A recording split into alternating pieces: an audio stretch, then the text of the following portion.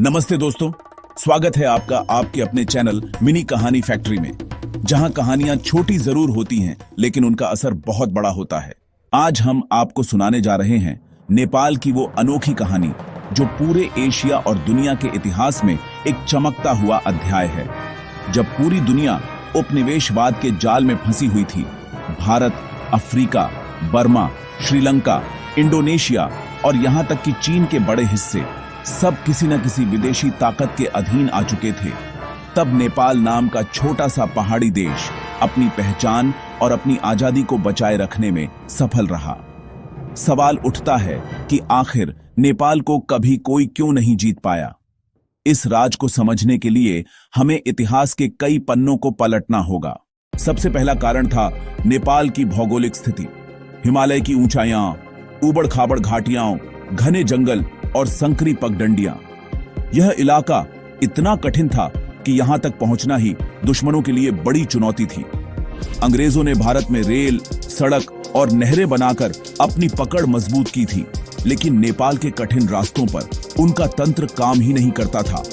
एक सैनिक को यहां सिर्फ हथियार नहीं बल्कि शरीर और आत्मा दोनों से तैयार होना पड़ता था। दूसरा कारण था नेपाल के योद्धा गोरखा। गोरखा सैनिकों का नाम सुनते ही दुश्मनों की रूह कांप जाती थी।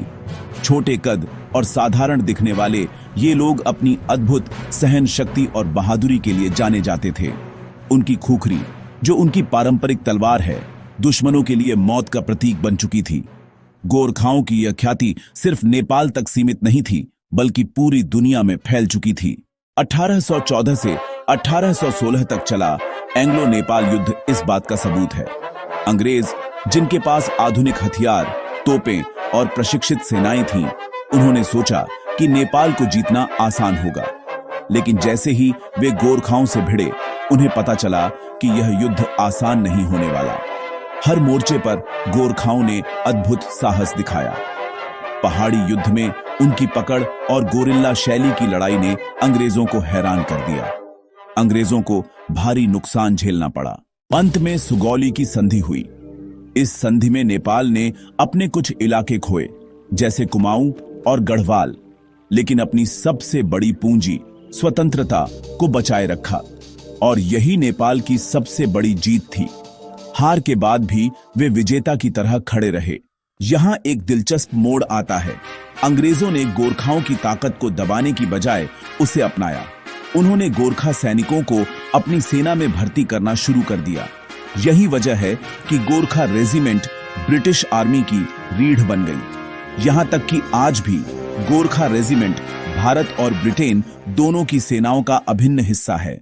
नेपाल के स्वतंत्र रहने का एक और कारण था उसकी राजनीति और कूटनीति। नेपाल के शासक बहुत चतुर थे। उन्होंने कभी भी किसी एक बड़ी ताकत से पूरी तरह दुश्मनी नहीं मोल ली। वे कूटनीति में संतुलन बनाए रखते थे। कभी अंग्रेजों से संधि तो कभी पड़ोसी राज्यों से गठबंधन। उन्होंने अपनी स्थिति को हमेशा मजबूत बनाए रखा। नेपाल की जनता भी बेहद जुझारू थी। चाहे राजा हो या साधारण नागरिक, सबको अपनी मिट्टी और संस्कृति से गहरा प्रेम था। वे विदेशी शासन को स्वीकार करने के लिए कभी तैयार नहीं हुए। आत्मसम्मान और आजादी उनके लिए जीवन से भी बढ़कर था। यही वजह है कि वे हर हाल में अपनी पहचान को बचाए रखने में सफल रहे। आज जब हम नेपाल की ओर देखते हैं तो हमें एहसास होता है कि यह देश केवल हिमालय का प्रहरी नहीं बल्कि आत्मसम्मान और आजादी का प्रतीक भी है। नेपाल की कहानी हमें यह सिखाती है कि आजादी सिर्फ हथियारों से नहीं बल्कि साहस, एकता और बुद्धिमानी से बचाई जाती है। दोस्तों, इस पूरी कहानी का सबसे बड़ा सबक यही है कि चाहे देश कितना भी छोटा क्यों न हो, अगर उसके लोग अपने आत्मसम्मान और स्वतंत्रता के लिए डटे रहें तो दुनिया की कोई ताकत उसे गुलाम नहीं बना सकती। यही है नेपाल की असली शक्ति और यही है उसकी कहानी का अमर नैतिक संदेश। अगर आपको यह कहानी पसंद आई हो तो वीडियो को लाइक, शेयर और कमेंट करना न भूलें। और हाँ, हमारे चैनल मिनी कहानी फैक्ट्री को सब्सक्राइब जरूर करें, क्योंकि यहाँ रोज मिलती हैं आपको छोटी छोटी मगर असरदार कहानियां।